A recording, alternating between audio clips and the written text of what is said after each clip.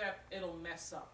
You know, I'm thinking about, I've sometimes talked and counseled with women and sometimes watching television programs.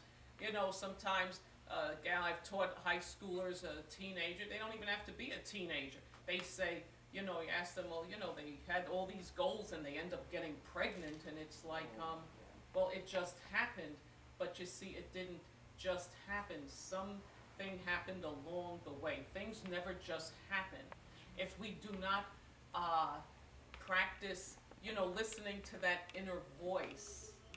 Sometimes I realized there was so much noise around me. I didn't always listen to the inner voice. I might have heard it, and then the thought would go back in my unconscious, and then later on I'm thinking, but that thought came to me. What was I thinking? Now I'm going to go and read a few portions of A Fine Piece of Chocolate, because the women, I think, could reflect any and all of us. They're different ages, okay, and probably my favorite character, who took the longest for me to develop, was a young lady named Kim. Now, how many of us have been in college and, you know, faced different temptations and attractions? Maybe I was the only one. Okay. All right. So here is Kim, lovely young lady. She grew up in Newark, New Jersey. This chapter is titled, "Is the Cup Half Empty or Half Full?" What are you saying, O Lord, to the Kims of today? Kim is a representative of today's Generation Y. Tech-savvy, multitasking experts, megabytes of information in a quantum leap, entrepreneurial, and can turn to a new job as fast as they could flip a hamburger. But still, these are young people, and they're vulnerable. And the age-old questions are still there, even in the 21st century. How far can I go with who I'm with? You know, in my day, it was called love the one you're with. Okay, so Kim is sitting down thinking of her last date with Eric, and she's thinking of when he asked, "Be my girl?" The sound of Eric's soft tenor voice played over and over again in Kim's mind. A wide grin spread across her face. "I finally got a beau," she thought. The previous evening's activities played over and over again like a 33 RPM stereo record. Eric coming over with the General Tso's chicken, the way he laid out the plasticware on top of the neatly folded napkins, the way he carefully spooned out the chicken and the yellow rice. "He has manners like my dad," Kim reminisced wistfully, remembering Paul. "I hope he'd meet my daddy's standards." Suddenly, Kim felt a lump to her throat. She found herself lately thinking a lot of Paul, her dad, and their father-daughter conversations. She hungered for those conversations that they used to have. And being away from college and all the choices that she has. And feeling lonely because she's a Christian girl in a secular campus, but then feeling pressured at the same time, wanting to be like her peers. But she thought of her dad. Since she met Eric, she's starting to fall in love with Eric, and now she's reminiscing, if Paul was alive, what would he say to this young swain? So Paul is from Barbados.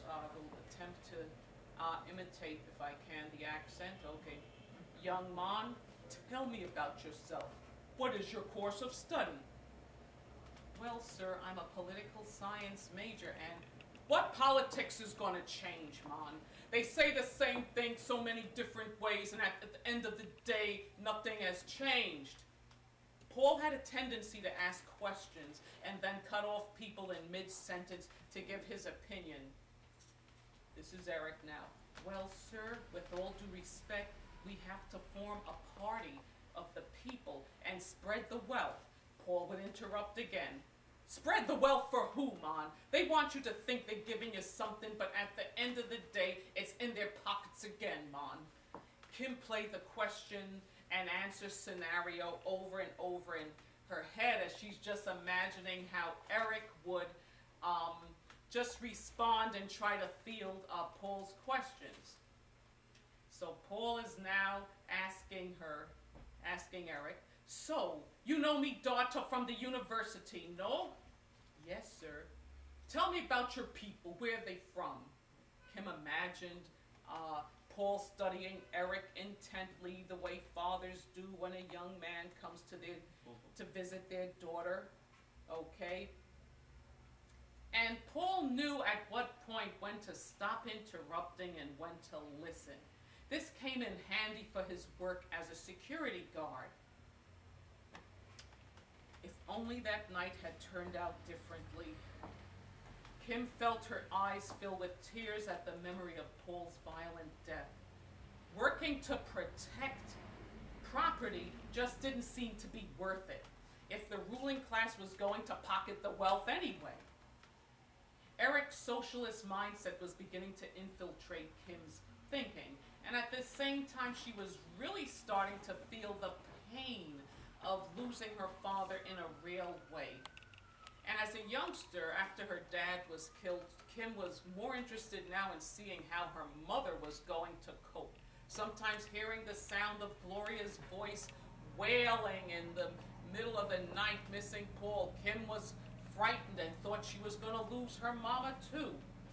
So Kim now is in a place of contrasting choices. To continue on the path of truth that she was raised on, and remembering her mom's maxims and stories, and also Paul telling her how to be a young lady. Once he bought her a nice manicuring set from Bloomingdale's, and she remembered him telling her about the difference between looking polished and refined and looking fast at the moment. And indeed, Paul loved the three ladies of his life. Daughter Kim, and there was Zoe, the oldest sister, who was a special needs child, and then there was Gloria. And he had specific rituals for each of them. So she grew up knowing the love of a dad until, unfortunately, he was working in the inner city in a large department store, and he was murdered. And so now that she's away at college, she's thinking of how much she missed her dad and how she would love to have some more father-daughter conversations. And this is what she would like. And so as it remains to be seen what will happen as time goes on with her and Eric. Are there any questions or comments that anybody would like to make? Anything you'd like to share at this time? Anybody? Okay. Oh yes, Trisha. Is the book related at all to experiences from your own life? Indirectly. Now, I wasn't necessarily Kim, but there were people that I found attractive to me. People like, I was kind of quiet and shy when I was younger. I couldn't imagine myself addressing a group. I couldn't imagine myself standing in front of a classroom for 28 years being a teacher. So I had a tendency to be attracted to people who had a sort of a swagger about them, and then I said, oh wow, oh, he likes me, oh that's great.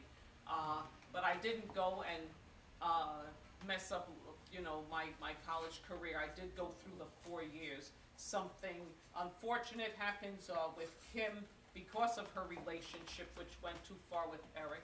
But if you don't have the book, you could get the book today and read and find out what happened with Kim and Eric.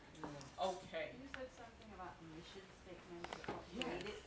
You should always go over your life every year, and it doesn't have to be December 31st, January 1st. Whenever you decide, you know what, I need to get my life in order, like we get our house in order. Sometimes I know I'd find myself thinking, There were certain types of people I was drawn to. No, this isn't good. And I always ask a lot of questions like, why? So as you make up your mission statement for life, you know, even ask yourself, well, first you point out, look, this is what I was attracted to. Why was that? Was there somebody in the situation where I found myself with the young man that I married? Well, my mom had passed away the year before. There was a certain amount of missing her. And my son, he was 13 at the time, sometimes he was having trouble in school, and then I would find out he was cutting school, and I was getting somewhat frightened. I didn't know who to talk to, and this individual, who later became my husband, would sometimes talk with my son, and even a couple of times had my son write a letter of apology to me. So I'm thinking that I have this good person, and I let my guard down because I should have given things just time to develop. So my mission statement may be, I'm not going to just run into a relationship and make it really serious after 1 or 2 months, but I will get to know a person as a friend. I will confide and share with friends and family that care about me and get their input.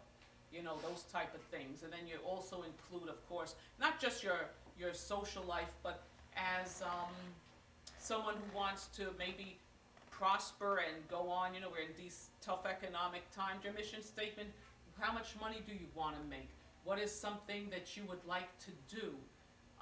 You don't have to be retired to start an entrepreneurial endeavor. You know, whatever you want to achieve in your life, that's your mission statement, and you should always write down everything. Always write it down. I've kept a number of journals over the years, those little black and white composition notebooks.